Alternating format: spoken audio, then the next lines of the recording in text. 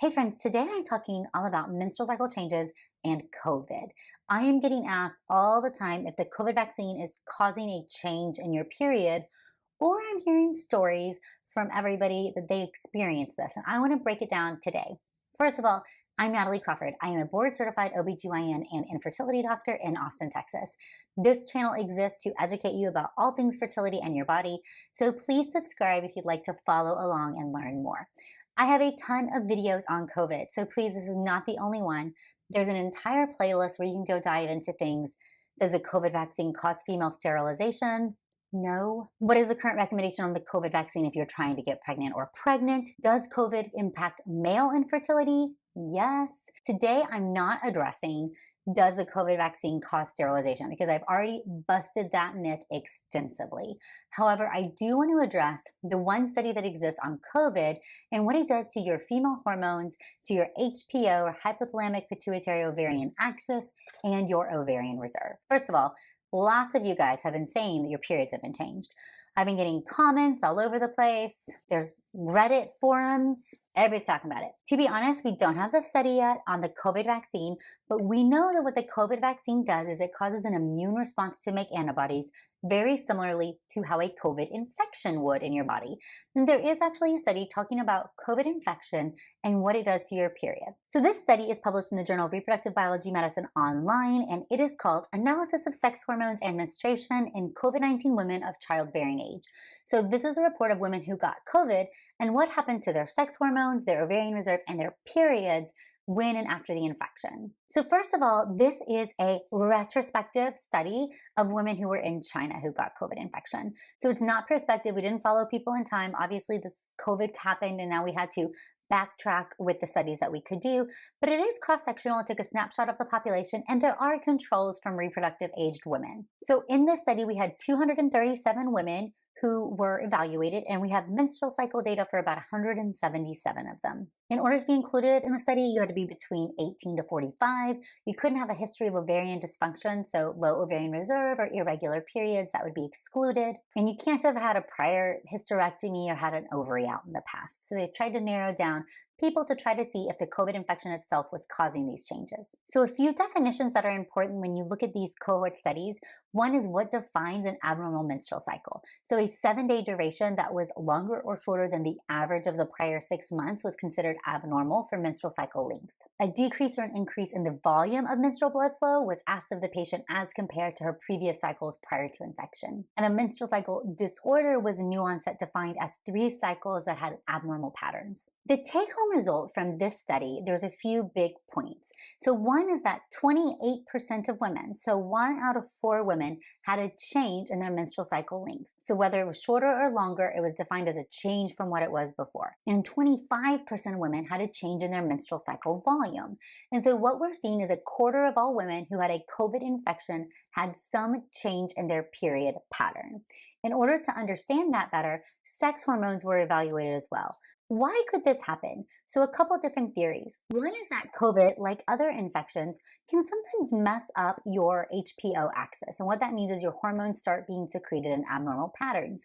This will result in abnormal ovulation. We see this with extreme stress response. We also see it with other type of viral infections like hepatitis B and C. We also know that chronic stress, so women who maybe are more ill would get treatment, they might even get steroids, and that can impact the HPO axis and ovulation. That's well delineated.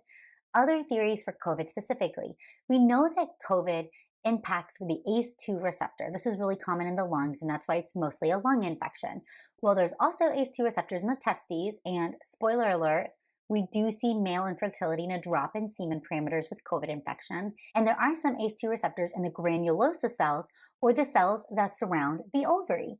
And so the hypothesis is COVID infection changing the ovarian response to hormones or how the brain secretes the hormones? In this graph, what we are seeing is that the mean concentrations of some of the sex hormones, FSH, LH, estrogen, testosterone, were marginally higher in both the mildly and the severe group than the controls.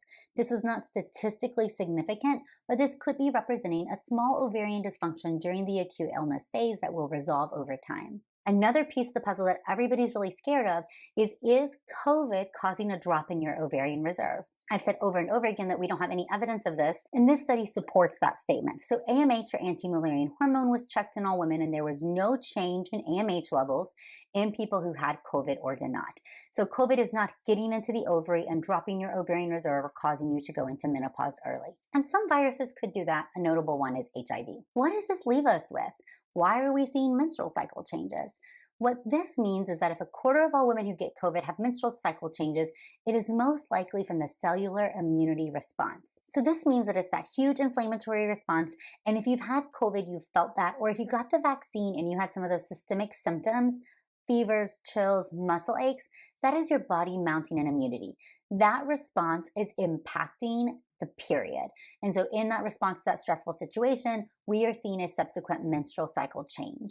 This has been transient. So in this study, women were followed. If for 1 to 2 months their periods returned to normal, there was not long-term abnormalities.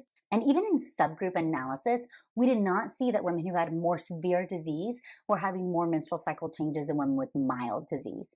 So that makes us feel that it's not necessarily the treatment for COVID, but actually something about the immune response itself. Because the vaccine elicits the same immune response, again, it's an mRNA vaccine, it is not surprising that if a quarter of all women who got COVID had menstrual cycle changes, that is a transient thing that could be seen from the vaccine as well.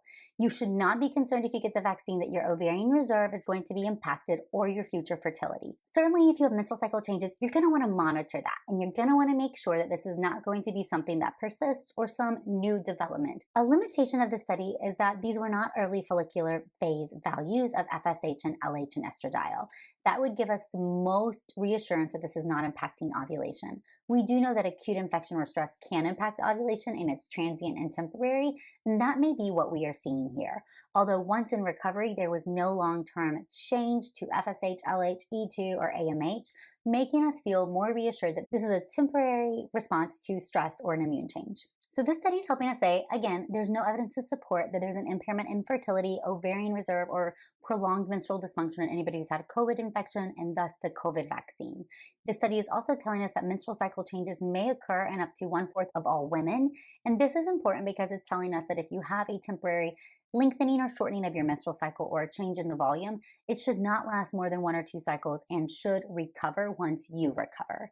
If you have prolonged changes in your menstrual cycle, something else is going on and you should seek medical help. I hope this answers the question and helps clears up some of the fact of why a COVID infection may change your menstrual cycle pattern, and then therefore why some women are reporting this after the COVID vaccine. Again, no impact on ovarian reserve. This was temporary and returned, so you should not be worried about your future fertility if you have a COVID infection or you get the COVID vaccine. Also important to know that any time of high stress can be a situation where your brain may not send out an adequate amount of hormones to ovulate regularly. Having a COVID infection or living in a global pandemic would not be surprising if this was the case. We are also monitoring with the vaccine reporting system the incidence of having menstrual cycle changes as well as other complications. And there have been a few cases, it's not tons, but we have had some cases reported where women are reporting abnormal menstrual cycle changes after the vaccine, and I think that correlates with what we are seeing here. Likely, this is an immune response reaction. Maybe it's impacting the brain from stress or those granulosa cells from the ovaries, potentially causing some early follicular development and abnormal period patterns or abnormal bleeding just as a uterine response that is transient. You see a return to baseline in 1 to 2 cycles, and you see no impact on ovarian reserve. For more information